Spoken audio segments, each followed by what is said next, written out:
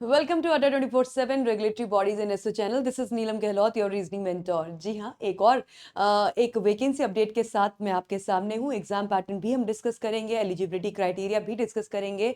And without wasting any time, let's get started. We are talking about a huge post. Vacancy तो मैं नहीं बोलूंगी huge, लेकिन हाँ, पोस्ट बहुत बड़ी है ये।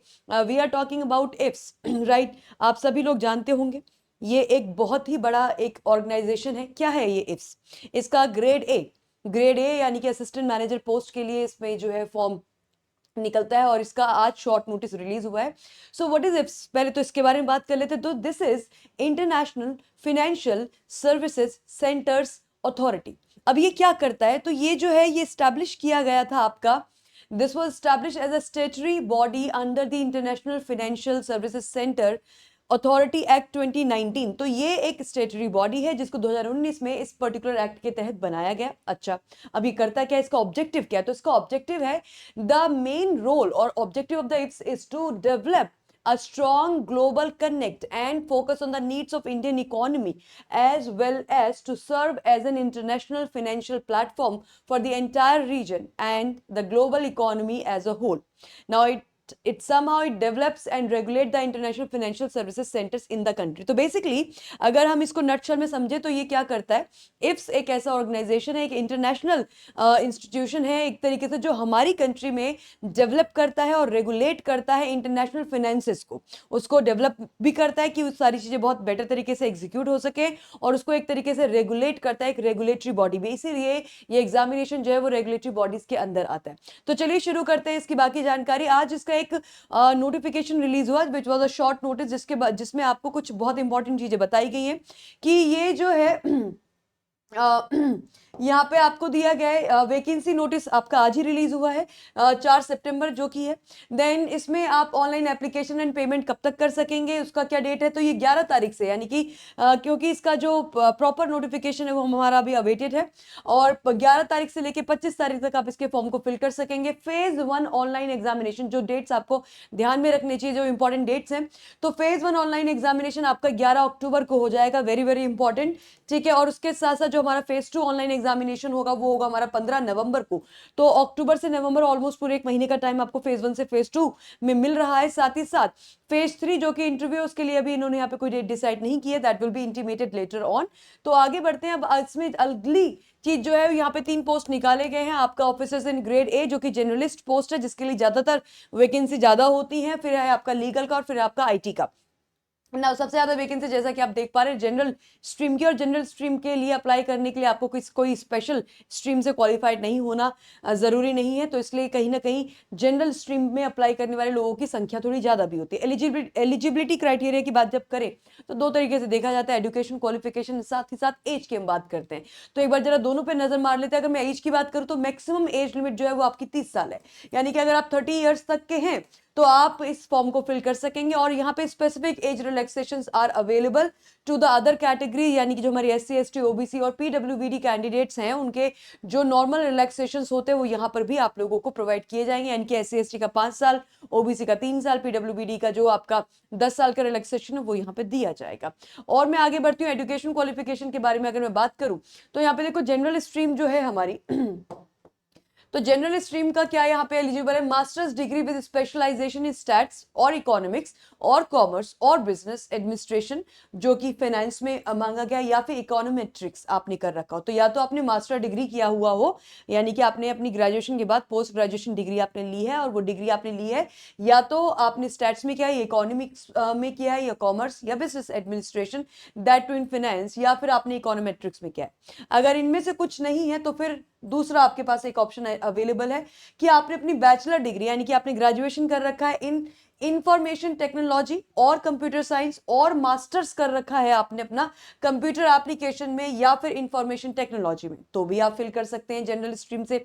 तीसरी बात, अगर चलो ठीक है आपके पास ये भी नहीं है, ये भी नहीं है, तो फिर आप क्या कर सकते हैं? बैचलर डिग्री अगर आपके पास कॉमर्स में है विद अपियरिंग इन सीए और सीएफए और सीएस और आईसीडब्ल्यू है, तो भी आप इसके लिए अप्लाई कर सकते हैं। चलो अगर ये भी नहीं है तो बैचलर्स डिग्री इन लॉ और in any other discipline from a recognised university. तो अगर आप लॉ से फिल करना चाहते हैं, मतलब अगर लॉ बैकग्राउंड के हैं तो भी आप जनरल, क्योंकि जनरल स्ट्रीम में कुछ ऐसा स्पेसिफिक नहीं है, स्पेशल स्ट्रीम नहीं है, जनरल है ना, तो इसके लिए लॉ वाले भी अप्लाई कर सकते हो। तो अगर आपके पास लॉ की डिग्री है और आपने, और इन एनी अदर, अगर आपके पास कोई बैचलर डिग्री है लॉ में या in any other discipline from a recognise university, तो भी आप कर सकते हो। तो मोर और लेस ये सारी जो है, इनमें से कुछ भी, ये जो और लिखा हुआ है, इनमें से कुछ भी अगर आपने किया है तो आप अप्लाई कर सकते हैं। किसके लिए आप अप्लाई कर सकते हैं? जनरल स्ट्रीम के लिए। अगली जानकारी लीगल स्ट्रीम की। लीगल के लिए डेफिनेटली ये स्पेशलिस्ट स्ट्रीम है, जैसे आईटी वाली है। तो लीगल के लिए आपने लॉ की डिग्री आपने ली हुई हो कहीं किसी यूनिवर्सिटी से या इंस्टीट्यूशन से जो कि रिकग्नाइज्ड है under the government of India. So law के लिए डेफिनेटली लॉ की डिग्री इज रिक्वायर्ड। और सिमिलरली आईटी वाले जो बच्चे हैं जो आईटी वाली स्ट्रीम से फिल करना चाहते हैं, तो आईटी वालों का जो स्पेशलाइजेशन होगा वो होना चाहिए आपका इस वाले में, फॉर आईटी स्पेशल।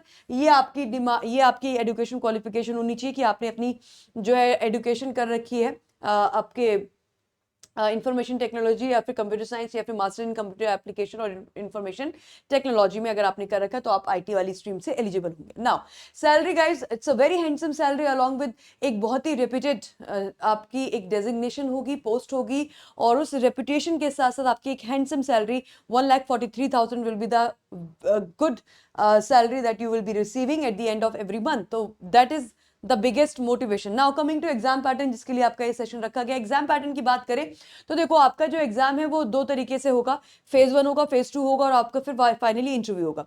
फेज 1 के अंदर 2 पेपर होंगे। जो पहला पेपर है वो सबके लिए सेम होगा, पेपर 2 में आपकी स्ट्रीम वाइज थोड़ा डिफरेंट हो जाता है। पेपर 1 जो होगा हमारे, यानी कि फेज 1 का जो पेपर 1 होने वाला है उसके एक बार देख लेते हैं। This is your phase 1 and paper 1, जो कि कॉमन है सभी स्ट्रीम्स के लिए। जनरल अवेयरनेस आएगा जिसमें कि फाइनेंशियल सेक्टर पूछा जाएगा आपसे, इंग्लिश, क्वांट, रीजनिंग। नाउ यहाँ पे 25-25 क्वेश्चन आपके चारों सब्जेक्ट के होंगे, और इनमें सब में आपको क्वालिफाई करना है सेक्शन वाइज। यहाँ पे 25-25 मार्क्स होंगे, और इसके लिए थ्रू आउट आपको 1 आवर का टाइम मिलेगा, 1 hour time for all these 4 sections. Moving on, और इसमें आपको सेक्शन वाइज क्वालिफाई करना जरूरी है। आगे बढ़ते हैं, तो हमारा जो दूसरा है, यानी कि हमारे फेज 1 का जो दूसरा पेपर होगा उसी दिन, उसी के बाद जो होगा वो होगा आपका पेपर 2। ठीक है, फेज 1 का पेपर 2 उसी दिन सेम। तो यहाँ पे जो आपका सब्जेक्ट है पेपर 2 के लिए, questions based on GS in case of general stream. तो अगर आप जनरल स्ट्रीम से आपने फॉर्म फिल किया है तो आपको जीएस बेस्ड क्वेश्चन पूछे जाएंगे, जो ऑब्वियसली फाइनेंशियल सेक्टर की तरफ ज्यादा ओरिएंटेड होंगे, जो कि नंबर ऑफ क्वेश्चन 50 होगा, नंबर ऑफ मार्क्स आपके 100 होंगे। यहाँ पे एक क्वेश्चन पे आपको 2 मार्क्स मिल रहे होंगे, साथ ही साथ आपका जो ड्यूरेशन होगा वो 1 आवर का होगा। दूसरी तरफ अगर स्पेशलाइज्ड स्ट्रीम से आप फिल करते हैं, जैसे कि स्पेशलाइज्ड स्ट्रीम में यहाँ पे 2 ही स्ट्रीम है, लीगल है और आईटी है। तो अगर आप लीगल या आईटी से आप कर रहे हैं, इन दैट केस आपकी स्पेशल स्ट्रीम से रिलेटेड आपके 50 क्वेश्चन आएंगे, जिनका वेटेज 100 मार्क्स होगा, और जिसके लिए आपको 1 आवर का टाइम मिलेगा। तो ये हो गया हमारा फेज 1। फेज 1 का पेपर 1 आपको क्वालिफाई करना है, यहां से आपके नंबर जो है वो नापे जाएंगे, यानी कि ये एरिया आपके लिए पेपर 2 आपके लिए काफी बहुत ज्यादा इंपॉर्टेंस जो रखेगा वो पेपर 2 आपके लिए होगा। अब आगे बढ़ते हैं, हम आते हैं हमारे फेज 2 एग्जामिनेशन पे, यानी कि हमारा जो अगला हमारा फेज 1 क्लियर करने का, तो हमारा फेज 2 आएगा, और फेज 2 के अंदर आपके 2 पेपर। फेज 2 के अंदर जो पहला पेपर होगा वो इंग्लिश से रिलेटेड होगा, जो कि सबके लिए अगेन कॉमन होगा। इसमें प्रीसी राइटिंग होगा, ऐसे होगा, और इसमें कॉम्प्रिहेंशन होगा। यहाँ पे नंबर ऑफ क्वेश्चन आपके 35, यहाँ पे ऐसे राइटिंग में 30, और यहाँ पे कॉम्प्रिहेंशन की 35। तो टोटल एक 100 मार्क्स का, यानी कि कहीं ना कहीं लैंग्वेज आपकी कैसी है, आपकी इंग्लिश भाषा को समझने की, उसमें प्रेजेंट करने की पकड़ कैसी है, वो डेफिनेट तरीके से आपसे यहाँ पे चेक किया जा रहा है। तो I think you can start working on this. अगर आपको लगता है कि यहाँ पे आपकी पकड़ उतनी ज्यादा बेहतर नहीं है, तो दिस इज समथिंग इंपॉर्टेंट। तो 60 मिनट्स का आपको टाइम मिलेगा। दिस इज फेज 2 पेपर 1, जो कि कॉमन होगा। अब आते हैं हमारे फेज 2 के पेपर 2 पे। अब फेज 2 का पेपर 2 ऑब्वियसली हमारे पास 2 स्ट्रीम है, जनरल स्ट्रीम है और हमारी लीगल स्ट्रीम है, या मैं बोलूँ कि हमारी स्पेशल स्ट्रीम। तो जनरल स्ट्रीम की बात करें तो एमसीक्यूज ऑन जनरल स्टडीज आपके पूछे जाएंगे, 50 क्वेश्चन, 100 मार्क्स, 40% इसका कट ऑफ रहता है आपका, और 60 मिनट्स का आपको टाइम मिलेगा। दूसरा है legal stream, MCQs on specialised subject. Legal stream है तो लीगल से रिलेटेड होगा, आईटी स्ट्रीम है तो आईटी से रिलेटेड होगा, और यहाँ पे 50 क्वेश्चन, 100 मार्क्स, 40% का आपका कट ऑफ, और ये आपका 60 मिनट। ये कट ऑफ जो है, ये कट ऑफ है एज इन कि आपको इतना नंबर लाना जरूरी है, it is mandatory kind of. ठीक है, नाउ आगे बढ़ते हैं। तो that was all about your exam pattern, and I wish you all the very very best. जैसा कि आप अपनी स्क्रीन पे देख रहे हैं, it always seems impossible until it's done, है ना। जब तक वो चीज हो नहीं जाए हमें लगता है कि ये इम्पॉसिबल है और हमसे नहीं हो पाएगा। तो it is just you who can push yourself. तो आपको ही अपने आप को पुश करना है। और अगर आपने ये सपना देखा है, जैसे बड़े ऑर्गेनाइजेशन का हिस्सा बनना चाहते हैं, इतने बड़े फाइनेंशियल इंस्टीट्यूशन में, इस रेगुलेटरी बॉडी में अगर आप हिस्सा बनना चाहते हैं, तो उसके लिए आपको कहीं ना कहीं मेहनत भी अच्छी करनी होगी। तो अब ये सारी डिटेल्स आपके सामने, everything is in front of you. मैं कट ऑफ पर बेस्ड आपका एक सेशन और लेकर आऊंगी, जिससे आपको एक क्लैरिटी आप लोगों को मिल जाएगी। That will be great, I think, for you to analyse कि हमें किस लेवल तक इसमें आगे बढ़ना है। बाकी रही आपकी तैयारी की बात, तो आप हमारे यूट्यूब पे फ्री सेशंस अवेलेबल है, उनसे भी तैयारी कर सकते हैं। बट अगर आप एक फुल फ्लेजेड कोर्स चाहते हैं, तो वो हम आपके सामने लेकर आएंगे बहुत जल्दी ही। Also you can also enroll in our bank Mahapack plus, जिसमें कि इस समय because of the teachers day occasion की वजह से एक भारी डिस्काउंट आप लोगों को मिल रहा है। यहाँ पे ट्रिपल वैलिडिटी है आपकी बैंक महापैक प्लस पर, और 80% का डिस्काउंट है। You can use the discount code Y651। इसके लिए आपको क्या करना होगा? इसके लिए आपको अड्डा की एप्लीकेशन पे जाना होगा। अड्डा की एप्लीकेशन का इंटरफेस कुछ ऐसा दिखाई देता है। तो गो टू अड्डा एप्लीकेशन, वहां पे कोर्स टैब में, कोर्स टैब जो कि यहाँ पे होगी, यहाँ पे आप क्लिक करेंगे और कोर्स टैब के अंदर आपका आ जाएगा ये रेगुलेटरी बॉडी। तो यहाँ पे जाके रेगुलेटरी बॉडी, इस पे आप क्लिक करेंगे और क्लिक करके ये आएगा।